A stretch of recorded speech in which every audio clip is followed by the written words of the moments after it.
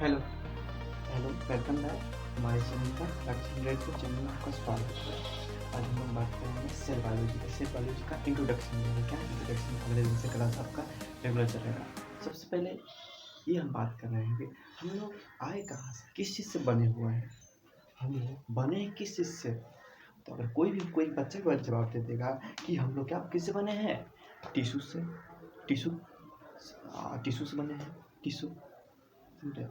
और टिश्यू किससे बना? कई सारे टिश्यू मिलाकर क्या बना? हम लोग क्या सेल से बने हैं, क्या सेल से बने हुए हैं।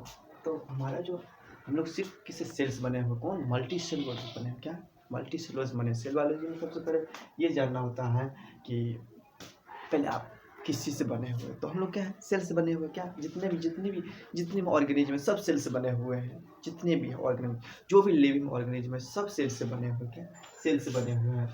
तो सेल हमने सोचे कि मेरे अंदर जितना है, हम सोचते हैं कि अपना क्या ज्ञान का प्रसार करें, समझे। ये एक ग्रेजुएशन के लिए, क्या थर्ड ईयर का इसमें सेल बायोलॉजी है, 12th वाले के लिए भी ठीक है, वो भी पढ़ सकता है, ठीक है। तो चलते सबसे पहले हम चलते सेल बायोलॉजी की इंट्रोडक्शन क्लास में। क्या इंट्रोडक्शन क्लास में सेल बायोलॉजी, सबसे पहले सेल को खोजा किसने, सेल को देखा किसने, एब्जॉर्ब किसने किया। तो सेल को सबसे पहले रॉबर्ट हुक ने देखा। अपने लैब में परीक्षण कर रहा था। क्या रॉबर्ट हुक है 1665 में देखा था। क्या 1665 में रॉबर्ट हुक अपने लैब में परीक्षण कर रहा था। ऐसे क्या किया, एक कॉर्क, जानते हैं कॉर्क, यानी कोई पेड़ के पत्ती, पेड़ के टहनी को काट करके उसमें देखा था, उसको क्लासिफिकेशन कर रहा था। उसके अंदर पौधे का स्टडी कर रहा था रॉबर्ट क्या पौधे को स्टडी कर रहा था। उसमें पता चलता है पूरे पौधे को स्टडी किया। वो डेड सेल, डेड मरी हुई, यानी सूखा हुआ पेड़ कह सकते हैं, डेड सेल था, समझे। उसको स्टडी किया। जब उसका नाम रखने के बारी आए ना, इसको हम कैसे रखेंगे, मतलब क्या घर, ऐसे घर टाइप था। जब प्लांट में जानते हैं कि ऐसे घर टाइप था, ऐसे ऐसे करके सब से, तब ऐसे कैसे कितना भी सेल से बना हुआ था, क्या समझे। जब इसका स्टडी कर लिया है, चलो भाई इसमें ये सब पाया था, ठीक है। उसका जब इसका नाम रखने के बारी आया ना, तो कंफ्यूज होने लगा।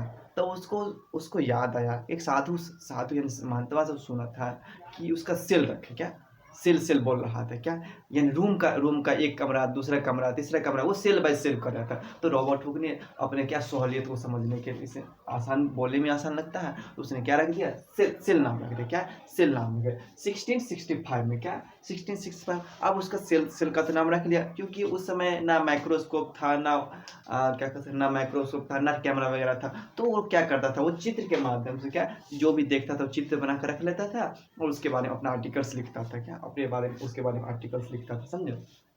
और तो क्या बात है उसके बाद जब माइक्रोस्कोप का आविष्कार हुआ, यानी इलेक्ट्रॉन माइक्रोस्कोप का, जिससे आप 40 गुना बड़ा कोई भी छोटी स्मॉल ऑर्गेनिज्म को अगर देखने के लिए, क्या जब इलेक्ट्रॉन माइक्रोस्कोप का आविष्कार हुआ, तो उस समय देखा गया क्या कि लिविंग सेल को देखा गया। क्या लिविंग सेल, डेड सेल को तो जब वो रॉबर्ट हुक ने देखा तो 1665 में, वो तो डेड सेल था। क्या डेड सेल था, वो डेड सेल था। और उसके बाद 21वीं सेंचुरी में लुईन हॉक एक साइंटिस्ट नाम का था, समझे।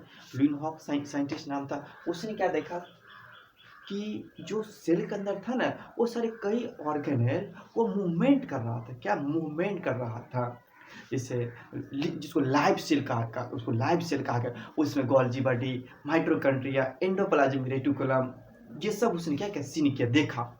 तो उसका नाम क्या रखा, इसका उसका लिविंग सेल नाम रखा। क्या एक सबसे पहले क्या देखा, डेड सेल देखा, कॉर्क सेल को देखा, वो डेड था, वो रॉबर्ट हुक द्वारा देखा गया था। उसके बाद कौन देखा, लुईन हॉक। क्या एवन लुईन हॉक देखा था 21वीं सेंचुरी में लाइव सेल। उसमें क्या बता दिया भी, माइटोकॉन्ड्रिया देखा, मतलब लाइव मेम्ब्रेन देखा। सेल वाल तो हम जानते हैं डेड होता है, क्योंकि देखो पेड़ पौधे देखो, सेल वाल जो है ना, हम लोगों में क्या होता है, हम लोगों में सेल वाल नहीं होता है। लिविंग सेल में सेल वाल नहीं पाया जाता है, लेकिन अगर ह्यूमन में सेल वाल नहीं पाया, लेकिन प्लांट में क्या होता है, सेल वाल पाया जाता है, समझे। तो आगे चलते हैं। ये इंट्रोडक्शन क्लास था। अगले हम आएंगे प्रोकैरियोटिक सेल लेकर के, यूकैरियोटिक सेल लेकर के, समझे। सेल के बारे में समझ तो लीजिए, सेल वगैरह का। तो हम कह सकते हैं it is a unit of life, कह सकते हैं ये हमारे जीवन की आधारभूत रचना है। क्या यह हमारे जीवन की आधारभूत रचना है। यानी एक छोटी सी पार्टिकल समझ सेल उसको कहता है। और भी बहुत सारे वैज्ञानिक आए थे, पुरकुंजे इंडिया का ही थे, पुरकुंजे ये भी आए थे, उसके बाद सेल को डिस्क्राइब किया। चलिए अगले वीडियो में आएंगे सेल लेकर आएंगे सेल बायोलॉजी का, प्रोकैरियोटिक सेल। तो नहीं इतना बता दें, सेल को क्या है, सबसे पहले दो कैटेगरी में डिवाइड किया गया सेल को। क्या सेल को दो कैटेगरी में डिवाइड किया। पहले तो ये आप समझ लीजिए यूनिसेलुलर मल्टीसेलुलर क्या होता है। सेल तो समझ लीजिए, सेल तो कई तरह का होता है, यूनिसेलुलर भी होते हैं और मल्टीसेलुलर भी होते हैं। क्या यूनिसेलुलर और मल्टीसेलुलर होते हैं। यूनिसेलुलर किसको कहेंगे, जो एक सेल से बना हुआ, क्या एक सेल से बना हुआ उसको यूनिसेलुलर कहेंगे, और जो कई सारे सेल्स के बने हुए उसको मल्टीसेलुलर कहते हैं। एक सेल में अमीमा आ गया, पैरामेशियम आ गया, प्रोटोजोआ आ गया, ये सब क्या आपका ये यूनिसेलुलर होगा। मल्टीसेलुलर में हम लोग मैमल सब आ गए, प्लांट सब आ गए, ये सब क्या मल्टीसेलुलर में आता है, समझे। यूनिसेलुलर मल्टीसेलुलर समझ गए, ये इंट्रोडक्शन क्लास है, समझे। यूनिसेलुलर और मल्टीसेलुलर में मल्टीसेलुलर को मैमल सब आ गया, प्लांट सब आ गया, और क्या कहते हैं और क्या जीवाणु सब बैक्टीरिया सब उसे मल्टीसेलुलर मानता है। क्या मल्टीसेलुलर मानता है, समझे। आप चलते हैं सेल्स के टाइप। क्या सेल्स के टाइप, सेल क्या है ना दो टाइप होते हैं। क्या सेल के दो टाइप होते हैं, सेल के दो टाइप होते हैं। पहला होता है प्रोकैरियोटिक सेल्स, क्या प्रोकैरियोटिक सेल, क्या प्रोकैरियोटिक सेल्स, और दूसरा होता है यूकैरियोटिक सेल्स। अब भाई प्रोकैरियोटिक सेल या यूकैरियोटिक सेल किसको कहेंगे।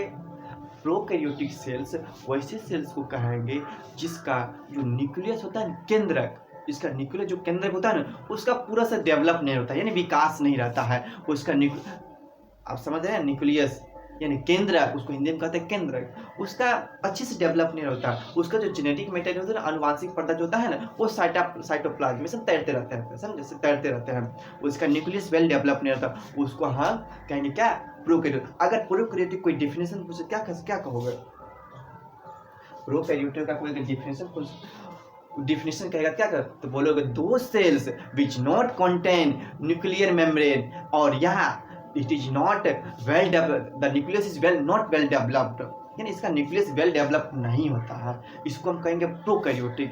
प्रोकैरियोटिक में कौन कौन आ जाता है, तो बैक्टीरिया आ गया, अमीबा आ गया, पैरामीशियम आ गया, प्रोटोजोआ आ गया, ये सब प्रोकैरियोटिक सेल आता है। क्या ये सब प्रोकैरियोटिक सेल में आ गया, समझे। इसका न्यूक्लियस वेल डेवलप नहीं होता है। उसके बाद आता है यूकैरियोटिक। क्या यूकैरियोटिक, अब एक अभी इंट्रोडक्शन बता रहे हैं, एक एक करके फिर बताएंगे, ठीक है ना, फिर बताएंगे। यूकैरियोटिक में हम लोग आते हैं। क्या अगर पूछेगा आप कौन से सेल के अंतर्गत आते हैं, eukaryotic, it is advance cells. क्या ये एडवांस सेल होता है जिसमें क्या होता है, सब तरह का सेल ऑर्गेनेल पाया जाता है। इसका न्यूक्लियर मेम्ब्रेन, क्या न्यूक्लियस जो होता है ना मेम्ब्रेन के द्वारा घिरा हुआ आता है। जैसे मान लो कि ये सेल है, ये सेल है, और इसका जो न्यूक्लियस यानी बीच का केंद्र होता है, ये चारों तरफ न्यूक्लियर मेम्ब्रेन से घिरा हुआ था। इसका न्यूक्लियर वेल डेवलप होता है। इसका जो जेनेटिक मटेरियल होता है ना, वो न्यूक्लियर मेम्ब्रेन के द्वारा घिरा हुआ आता है, इसी इसका वेल डेवलप होता है, उसे एडवांस न्यूक्लियस होता है। और ये बात है कि हम लोग भी उसी के अंदर कहते हैं। इसमें बहुत सारे सेल ऑर्गेनेल होते हैं। सबसे पहले तो अगर हम सेल वाल कहें, सेल वाल हो गया, प्लाज्मा मेम्ब्रेन हो गया, एंडोप्लाज्मिक रेटिकुलम हो गया, गोल्जी बॉडी हो गया, लाइसोसोम हो गया, क्रोमोसोम हो गया, क्रोमैटिन, ये सब सेल ऑर्गेनेल आते हैं, समझे। ये यूकैरियोटिक में, प्रोकैरियोटिक में होता है। प्रोकैरियोटिक में अगर कोई कहेगा कि प्रोकैरियोटिक यूकैरियोटिक में मेन डिफरेंस क्या है, तो क्या आप जवाब दीजिएगा, तो सबसे पहले प्रोकैरियोटिक और यूकैरियोटिक में सबसे बड़ा मेन डिफरेंस ये है कि साइज ऑफ सेल्स। क्या साइज ऑफ सेल्स अगर बात करें तो, यानी प्रोकैरियोटिक का साइज छोटा होता है और यूकैरियोटिक का साइज क्या होता है, बड़ा होता है।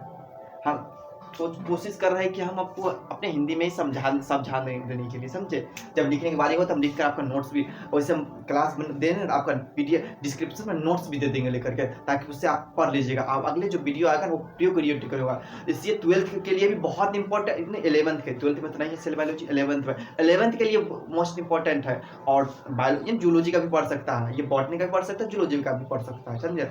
अगले जो वीडियो लिखाएंगे उसमें डिस्क्रिप्शन उसका नोट्स भी डाल देंगे, और ताकि अपना पढ़ लीजिएगा, ठीक है।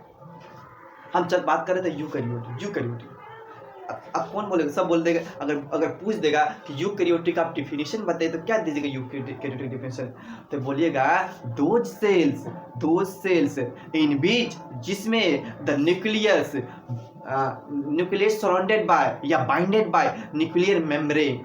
अगर न्यूक्लियर मेम्ब्रेन उसमें पाया जाएगा तो उसको हम क्या कहेंगे, यूकैरियोटिक सेल। यानी न्यूक्लियस के अंदर उसमें डीएनए होता है, जो जेनेटिक मेटेरियल, डीएनए का नहीं क्रोमोजोम, जेनेटिक इन्फॉर्मेशन पाया जाता है। अगर डीएनए नहीं रहेगा तो हमारा गुण आपका और हमारे माता पिता गुण हमसे कैसे मिलेगा? इसी तो होता है, उसमें क्रोमोजोम आगे पढ़िएगा सब पता चलेगा।